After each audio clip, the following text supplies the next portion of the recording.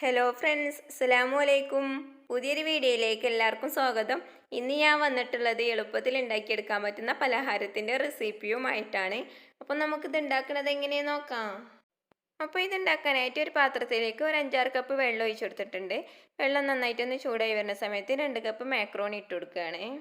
Macaroni ഇട്ട് കൊടുത്ത ഉടനെ തന്നെ ഇതുപോലെ നന്നായിട്ട് തന്നെ ഇളക്കി കൊടുക്കണം, അല്ലെങ്കിൽ പാത്രത്തിൻ്റെ അടിയിൽ ഒട്ടിപ്പിടിക്കും. ഇതിലേക്ക് ആവശ്യത്തിനുള്ള ഉപ്പും പരസ്പരം ഒട്ടിപ്പിടിക്കാതിരിക്കാൻ വേണ്ടിയിട്ട് 1 സ്പൂൺ സൺഫ്ലവർ ഓയിലും കൂടെ ഒഴിച്ചു കൊടുക്കുകയാണ്. എന്നിട്ട് ഇതുപോലെ ഒന്ന് ഇളക്കി കൊടുക്കുക. എന്നിട്ട് തീ നല്ലോണം കൂട്ടി വെച്ചിട്ട് ഇത് നന്നായിട്ട് തന്നെ വേവിച്ചെടുക്കണം.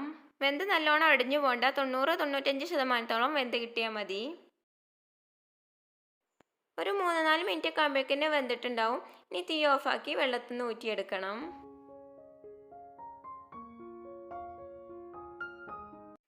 അപ്പോൾ മുഴുവനും ഇതുപോലെ ഊറ്റിയെടുത്തതിന് ശേഷം ഇതിലെ കൊഴുപ്പൊക്കെ പോകാൻ വേണ്ടിയിട്ട് കുറച്ച് വെള്ളം ഇതിൻ്റെ മുകളിലേക്ക് ഒഴിച്ചു കൊടുക്കുകയാണ്. സാധാ തണുത്ത വെള്ളമായിട്ട് ഒഴിച്ചു കൊടുക്കുന്നത്. ഇതിലെ വെള്ളം മുഴുവനായിട്ടും പോകാൻ വേണ്ടിയിട്ട് ഒരു തുണിയിലേക്ക് ഇട്ട് കൊടുക്കുകയാണ്. എന്നിട്ട് ഇതുപോലെ ഒന്ന് നിരത്തി കൊടുക്കുക. ഒരു 3-4 മിനിറ്റ് ഒക്കെ ഇതുപോലെ വെച്ചാൽ മതിയാവും കേട്ടോ. അപ്പോഴേക്ക് ഇതിലെ വെള്ളമൊക്കെ മുഴുവനായിട്ടും പോയിട്ടുണ്ടാവും. ഇനി ഒരു പാത്രത്തിൽ കുറച്ച് എണ്ണ ഒഴിച്ചെടുത്തിട്ടുണ്ട്. എണ്ണ നല്ലോണം ചൂടായിരുന്ന സമയത്ത് നമ്മൾ വെള്ളം പോകാനായിട്ട് വെച്ചില്ലായിരുന്നു മാക്രോണി, അതിൽ നിന്ന് കുറച്ച് ഇതിലേക്ക് ഇട്ട് കൊടുക്കുകയാണ്. ഇനി ഇതുപോലെ ഇളക്കി കൊടുത്ത് നല്ല മൊരിഞ്ഞു വരുന്നത് വരെ പൊരിച്ചെടുക്കണം.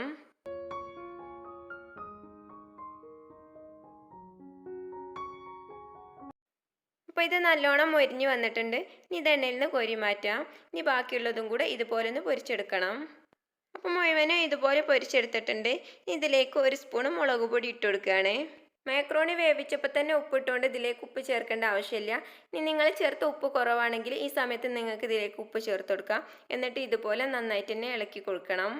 അപ്പോൾ ഇത്രയേ ഉള്ളൂ, എളുപ്പത്തിൽ ഉണ്ടാക്കിയെടുക്കാൻ പറ്റുന്ന പലഹാരം ഇവിടെ റെഡി ആയിട്ടുണ്ട്. അപ്പോൾ നിങ്ങളെല്ലാവരും ഇതുപോലെ ഒന്ന് ഉണ്ടാക്കി നോക്കിയിട്ട് അഭിപ്രായങ്ങൾ കമൻറ്റ് ബോക്സിലൂടെ അറിയിക്കുക. നിങ്ങൾക്ക് എൻ്റെ റെസിപ്പി ഇഷ്ടപ്പെട്ടാൽ സബ്സ്ക്രൈബ് ചെയ്യുക, ലൈക്ക് ചെയ്യുക, നിങ്ങളുടെ ഫ്രണ്ട്സിനും ഫാമിലിക്കും കൂടി ഷെയർ ചെയ്തെടുത്ത് സപ്പോർട്ട് ചെയ്യുക. ഇൻഷാ അല്ലാഹ് അടുത്ത വീഡിയോ ആയിട്ട് വരുന്നത് വരേക്കും അസ്സലാമു അലൈക്കും.